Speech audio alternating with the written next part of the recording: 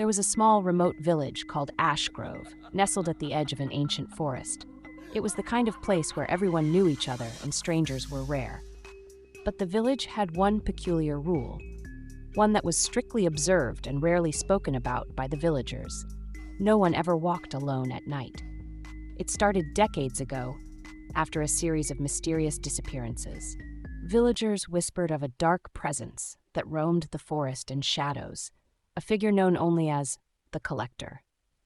Legend had it that the Collector was neither living nor dead, but something ancient that took a different face each time it appeared. Some said it collected the souls of those it lured, while others believed it harvested the very identities of its victims, adding them to an endless collection of faces. The older villagers insisted that anyone who wandered alone at night risked becoming part of the Collector's ever-growing gallery.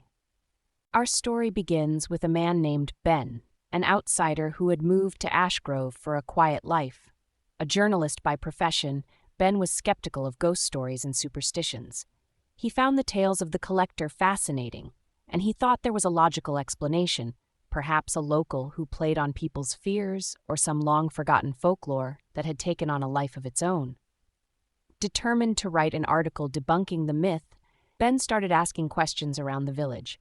The villagers were tight-lipped, reluctant to speak of it, but one old Ethan finally agreed to tell Ben what he knew. "They say the Collector chooses carefully," Ethan whispered, his eyes darting around as if he feared the shadows themselves. "It doesn't just come for anyone. It waits until it finds someone interesting, someone it wants to add to its collection."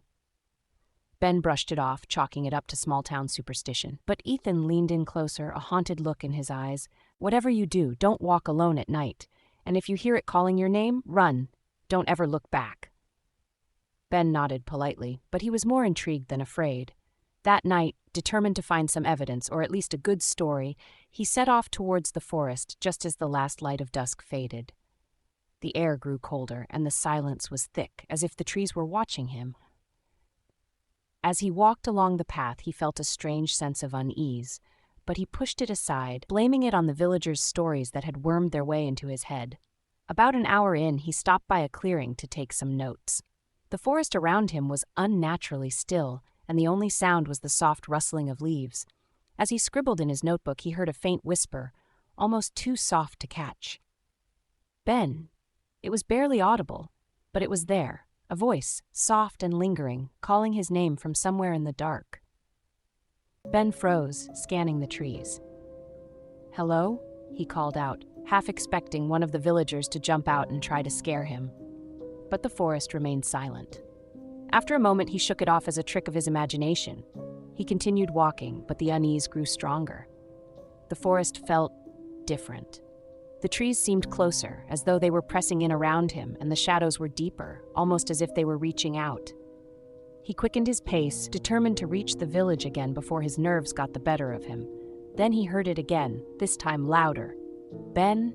He whipped around, but there was no one, just the dark trees and shadows stretching into infinity. His heart pounded as he tried to steady his breathing. "It's just the wind," he muttered to himself. But the voice came again, soft, insistent, closer. "Ben." A chill ran down his spine. It sounded like his mother's voice, though she'd passed away years ago. He knew it couldn't be her, but the voice was so familiar, so comforting. Almost without thinking, he found himself stepping off the path, his feet moving of their own accord as if drawn by some invisible force. The deeper he went, the stranger the forest became. The trees were twisted, gnarled, their branches reaching out like claws. The air grew colder, and the darkness seemed alive, shifting and swirling around him. The voice continued, leading him deeper, each whisper drawing him closer to the heart of the forest. He realized he was lost, and panic began to set in. The path was gone, swallowed by shadows. The trees around him were all unfamiliar, and he could no longer tell which direction led back to the village. He tried to retrace his steps, but the whispers grew louder, more insistent, filling his mind. And then he saw it. Standing in a clearing was a figure cloaked in shadows. It was tall, impossibly tall, with a face obscured by darkness. It held something in its hand, something that glinted in the faint moonlight. A mirror. Ben felt a compulsion to approach, his body moving against his will. As he drew closer, he realized the figure wasn't holding a mirror. It was a frame, a portrait. It was a painting of himself, staring back with lifeless eyes, mouth twisted into a fearful expression. The face looked like him, but something was horribly wrong. The eyes were empty, hollow. The collector took a step forward, holding the portrait out to him, and then, in a voice that echoed with countless others, it spoke. "Come, join my collection." Ben tried to scream, but no sound came out. The shadows seemed to close in around him, pulling him towards the figure, towards the painting. He tried to look away, but his gaze was locked on the empty eyes staring back at him. The world around him spun, and he felt himself being pulled into the darkness, into the hollow, lifeless face in the portrait. Just as he felt himself slipping away, he managed to break free, stumbling back and running blindly through the forest. The whispers chased him, filling his mind with a cacophony of voices, each one pleading, each one calling his name. He ran, not knowing where he was going, only that he had to escape. Finally, he burst out of the trees, collapsing onto the ground just outside the village. The voices stopped, and the forest fell silent once more. The villagers found him the next morning, disoriented and babbling about the collector. They took him to the village doctor, but he refused to speak of what he'd seen. No one believed him, of course. They thought he'd just gotten lost and let the legends get to him. But Ben knew the truth. He had seen the collector, and he'd almost become part of its collection. Days later, Ben packed his things and left Ashgrove, determined never to return.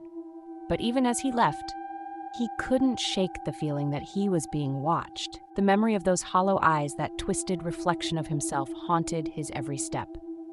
Years later, Ben was found dead in his apartment, sitting before an old, dust-covered mirror. His face was frozen in a look of terror, his eyes staring into the glass, wide and empty. And on the mirror, written in a faint layer of dust, was a single word: "Welcome."